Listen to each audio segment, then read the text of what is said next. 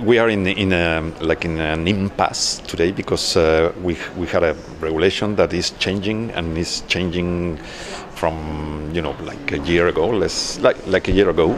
So that regulation has put us on standby because we don't know what will be the outcome in terms of energy prices, really. No?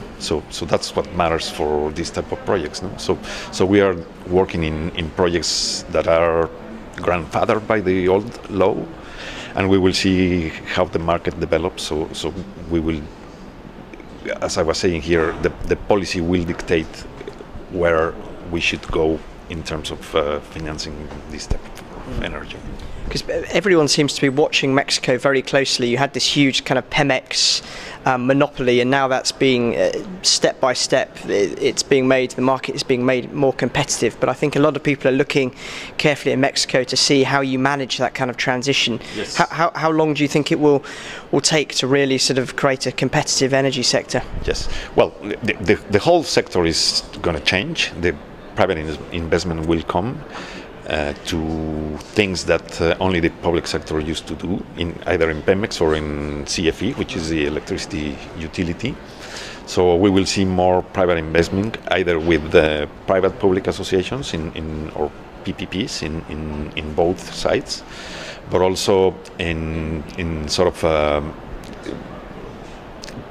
single private projects for producing energy, no? Which is good. I think is going to be a competitive sector for the government and the private sector, no? Together, which is quite an interesting way of doing things. No? Yeah. And what kind of partnerships are you developing with international development banks? I mean, how much? They often call it sort of finance blending, but how much share are you going to need for these big development banks to pick up to ensure that you, as a national development bank, can invest in clean energy projects? Yes. We do use development money like IDB, the World Bank, Clean Technology Funds, to blend with our money especially for long tenors. No? So we will need huge amounts, I guess. We don't have a number, but we take it step by step. No?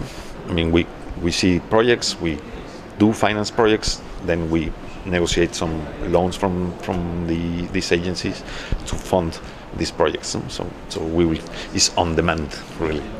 And what sort of forms of renewables do you see as having the best potential in Mexico? Are you looking at sort of huge, large-scale solar PV or other forms of solar energy plants, like we're starting to see, crop up in California and parts of the southern USA, which I guess share probably a similar radiation to Mexico, or are you seeing smaller sort of more localized plants? What's your kind of strategy?